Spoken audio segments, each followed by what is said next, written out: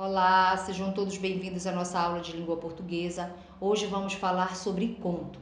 Conto é um gênero que tem por objetivo entreter, dar prazer, despertar emoções, bem como provocar reflexões ou inquietações no leitor. Então, o conto ele é um texto, ele é um gênero narrativo curto, ele serve para divertir, para entreter e também para provocar reflexões ou inquietações no leitor. Quem é o interlocutor desse tipo de gênero? Então, o público-alvo são todos os que se interessam por literatura, especialmente por contos. E onde é que a gente encontra esse tipo de gênero? Ou seja, onde ele circula? Em jornais, livros de coletâneas de um mesmo autor ou de autores diferentes, blog e em sites de literatura. Bom, como o conto ele é um gênero narrativo, então ele possui alguns elementos narrativos, tá certo? Então vamos verificar como cada elemento narrativo se apresenta dentro do conto. Então o espaço ele é reduzido devido à narrativa ser curta, então acontece geralmente em um espaço restrito, certo? O tempo geralmente não é especificado, ou seja, por muitas vezes não fica claro. É utilizado, por exemplo, expressões como naquele dia, naquele momento, nesta hora. Então são expressões que indicam um tempo, porém não é um tempo especificado. O foco narrativo ele pode ser de dois tipos, em primeira ou terceira pessoa. Isso vai depender do tipo de narrador. Então, quando eu tenho um narrador personagem, que é aquele narrador que participa da história como personagem, ou seja, ele narra e ele é personagem da história. Então, o foco narrativo, quando houver esse tipo de narrador personagem, o foco narrativo é em primeira pessoa. Se o narrador ele for observador, que é aquele narrador que não é personagem, então ele apenas observa e narra, então o narrador é em terceira pessoa. Bom, se o narrador é onisciente, ou seja, não participa dos acontecimentos, mas sabe tudo da história, então o foco narrativo é em terceira pessoa.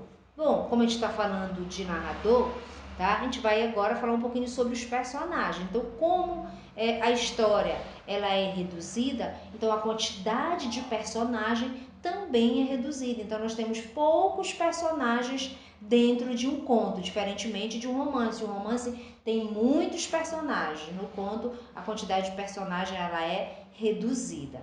Vamos falar agora um pouco sobre a estrutura do conto. Então, o conto, ou seja, o enredo, a história em si, ela se constitui em 4 momentos. Que o primeiro é a situação inicial, que é o início da narrativa. É onde vai ser apresentado o espaço, o tempo, certo? Depois nós temos o conflito, que apresenta as ações que modificam o estado inicial da narrativa, ou seja, o conflito ele acontece quando surge um elemento novo dentro da narrativa e esse elemento ele começa a mudar o rumo da história. Então eu digo que aí houve um conflito. O clímax é o momento de maior tensão da história. É quando ele usa aquela expressão de repente. Então é o momento auge, é a culminância da narrativa. E o desfecho é o final da história. É quando tudo é resolvido, e foram felizes para sempre dos contos maravilhosos, certo?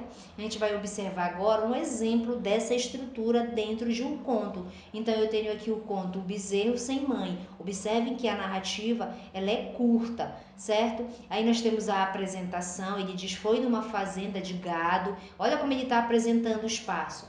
No tempo do ano que minhas vacas dão cria. Olha como ele apresenta o tempo na apresentação. Ele apresentou o espaço e o tempo.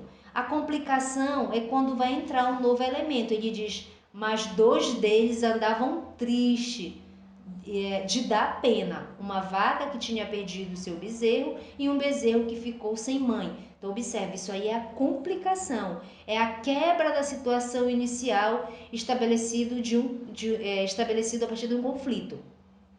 Aí nós vamos ter todo um desenvolvimento, depois nós temos o clímax, que é o momento de maior tensão. aí em que ele diz: de repente meteu o focinho no couro e puxou fora o disfarce. Então esse é o momento de maior tensão da história, se a gente for ler a história como um todo.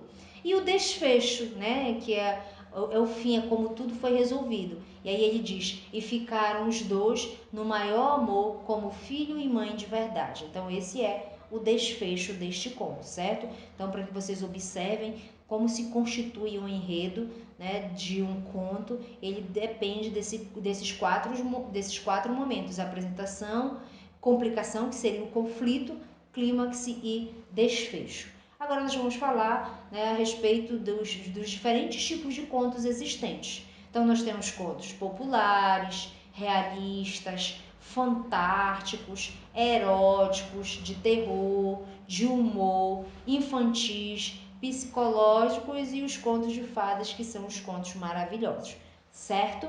A gente vai ficar por aqui. Muito obrigada e até a próxima aula.